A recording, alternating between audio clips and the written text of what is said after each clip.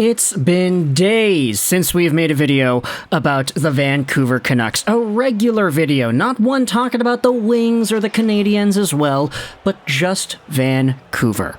Now, don't get me wrong, they're still my favorite team. I'm still here back in the city, and we have a lot of playoff news to cover. That's kind of why everything's been going the way it has the past few days here. But when it comes to the Vancouver Canucks and their superstar caliber player, EP40, Elias Pettersson, there's a conversation to be had about him and his leadership. There's a conversation to be had about him and the next step. And that's what I wanted to dive into in this video, all sparked up because of Rick Tocchet, head coach of the team, and the interview that Tocchet had on the Missin Curfew Podcast earlier this week. Or, do I want to say this week? Nah, today. Let's just say today.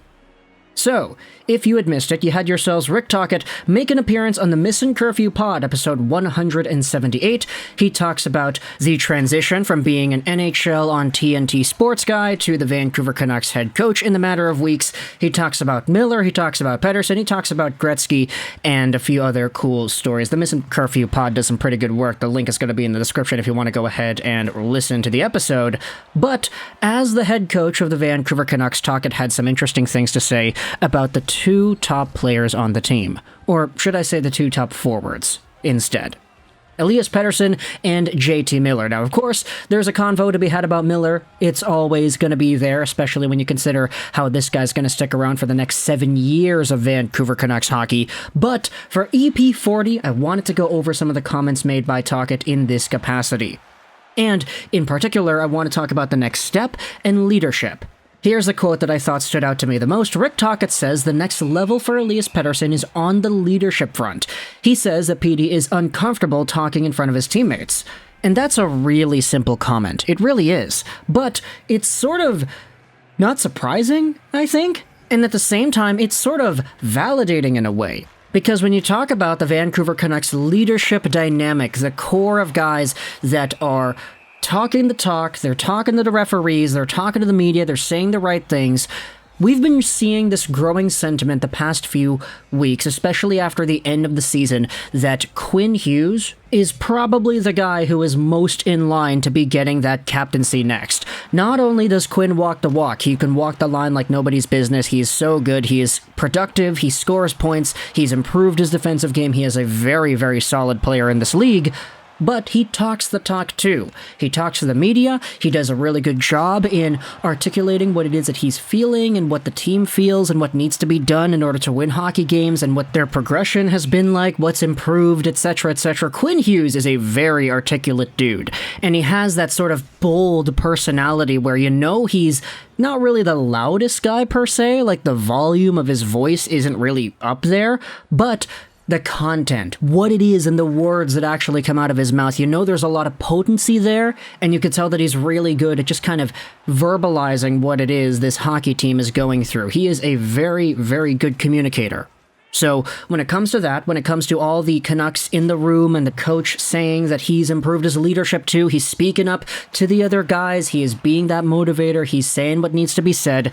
There's a lot going for Quinn Hughes when it comes to being the next captain, and even in the same episode of the Missin Curfew Pod, Tocchet goes out there and says that. He's projecting to that level of potentially being a captain. I don't know what I'm going to do yet. Huggy has really kind of made that trajectory, though, to being the captain.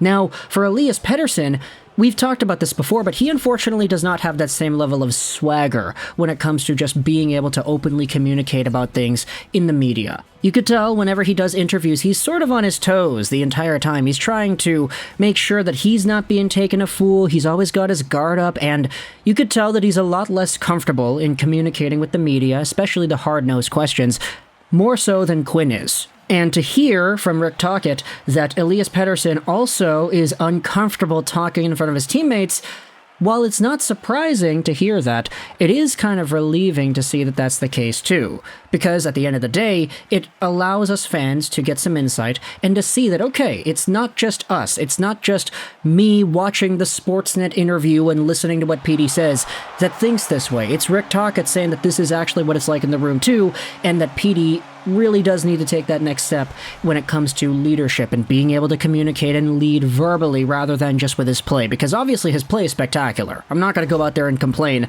about any Vancouver Canucks player that scores 100 points in a season. There have been so few in history to do so. But with Petey and his productivity on the ice, you may have to go out there and start questioning, okay, where exactly is the ceiling here with his productivity, verbally speaking? To the room, to the microphones. Sure, he's going to get paid because he scores points, and that's kind of why Canucks fans want him to stick around. He's a very good hockey player, but there's a lot more weight that comes to being that top dog than just putting up 100 points in a season. And for a guy like Petey to have been honestly called out by his coach like this on the podcast, it is interesting to see where it's going to go. There also was another quote here posted by Ella. This is what Tyler Myers said at the end of year availability, saying that that's just Petey's nature. There are different ways to lead. And yeah, 100% that is also the case as well. I'm not going to go out there and make it seem like, oh, the Canucks players, they want more out of Pettersson, they need more out of this guy. I'm just using this as an example. Of course, all the Canucks in there love Petey. I love Petey. I'm pretty sure everybody else here in Vancouver loves Petey too. It's just going to be interesting to see where this goes, and if he is indeed able to take that next step.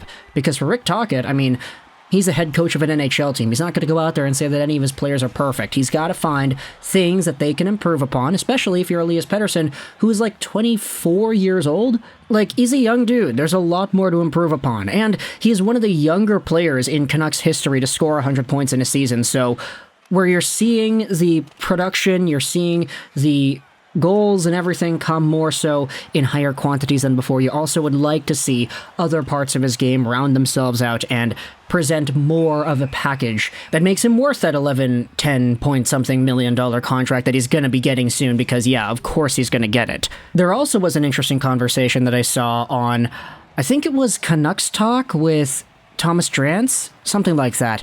It was either that or Donnie and Dolly, I'm not sure, but they were talking about Elias Pettersson and the captaincy, and asking the question as to whether or not giving Petey the captaincy would be more so of a positive or a negative move for Petey's own growth as a player.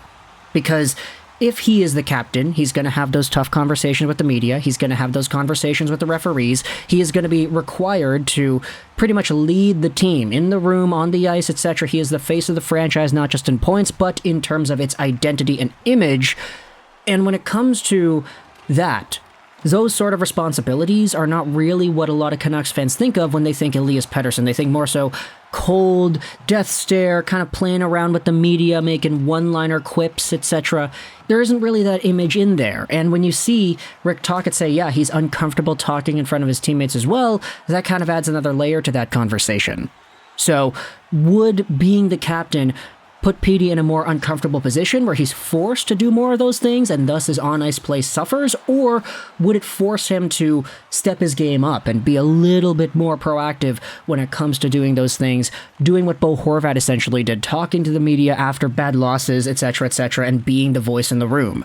Bo was, admittedly, pretty good at that. And it's kind of why he was the captain for so long. Unfortunately, the team didn't really accomplish anything under his captaincy reign, but there still was a good vocal part of Bo Horvat's Canucks tenure that a lot of Canucks fans will remember. And Quinn Hughes, out of everybody on the team, seems to be the player that fans resonate with the most in seeing that today. So we're going to be interested in seeing where Elias Pettersson goes, the next step of his career as a hockey player, not just on the ice, but also in his language, his body language, how he talks to the team, how he talks to the media, how he talks to the referees. It's going to be really interesting to see where that goes, especially with Tocchet as the guy with the keys to the car. But let me know your thoughts in the comment section below. I hope you enjoyed this video.